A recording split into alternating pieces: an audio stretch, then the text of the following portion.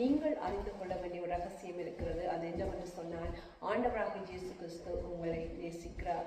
Jesus loves you. அவர் உங்களை அதிகமாய் நேசித்தபடினால் தன்னுடைய ஜீவனை உங்களுக்காக கொடுத்திருக்கிறார். ஆண்டவராக இயேசு கிறிஸ்து நம்முடைய பாவங்களுக்காக சிலுவையில் இருந்து அடக்கம் பண்ணப்பட்டவர் 3ஆம் நாள் உயிர்த்தெழுந்தார். அவர் சிலுவையில் சிந்திய ரத்தத்தினாலே பாவ மன்னிப்பாக்கி மீட்பு மனுஷ குலத்துக்கு உண்டாகி இருக்கிறது. நீங்கள் மனுஷர்கள் என்று சொன்னால் உங்களுக்கு பாவ மன்னிப்பு நிச்சயம் தேவை.